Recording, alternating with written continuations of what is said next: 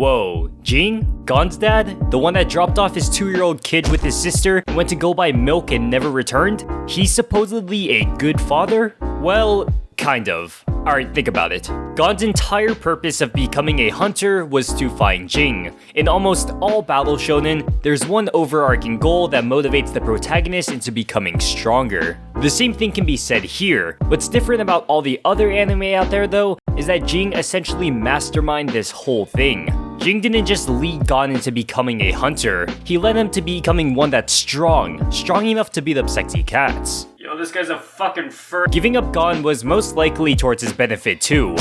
Assuming Gon's mother was out of the picture, Jing couldn't just take Gon with him on his hunter jobs. Now, some may think that Gon wanting to become a hunter because of his dad was just a coincidence. But after Gon becomes a hunter and learns Nen, his aunt gave Gon a box that Jing left for him that was essentially Jing's next step for his son, and sent him to Greed Island. Jing literally built an entire SAO Isekai Nen training game just so that Gon could become stronger. He even planned for Brock's muscular cousin to fight him when he was still in his diapers. And I don't know if he expected him to fight him at 12 years old, but nonetheless, that's still a pretty huge sign of faith in his son.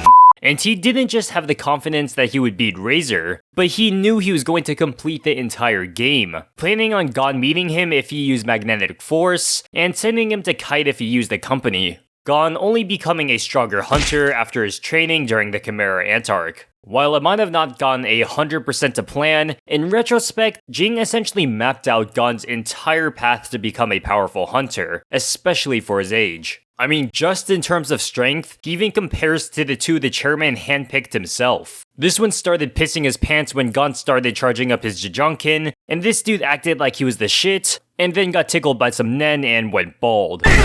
He essentially just sent Gon on a roughly mapped out adventure to become stronger. However, while this made Gon a significantly stronger hunter, as a father, this makes Jing look terrible. But it's important to remember that Gon isn't your ordinary kid. His innate talents gives us an entirely different perspective. Sure, Jing's methods seem cruel. Gon certainly had a chance to die.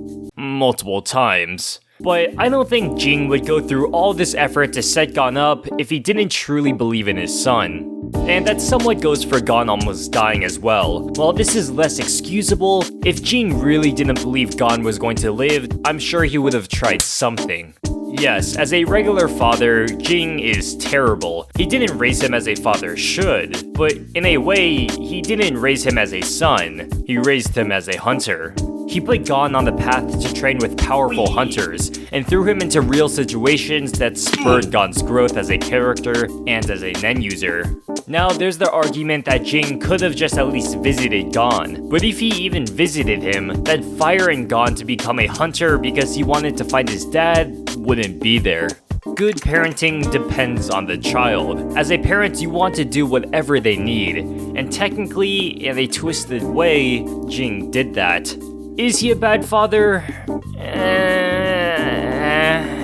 If Gon was a normal kid, then yeah, but Gon isn't.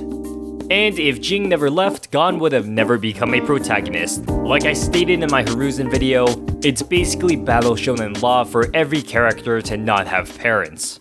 Think about it. Naruto, Eren, Goku, no parents for them. But wait, Light had 2 loving parents, and guess what? He lost. Bam, case closed, causation not correlation, video over. Anyways, I hope y'all enjoyed this one, and I'll see you guys later. Take it easy. And shoutouts to $15 Patreon line.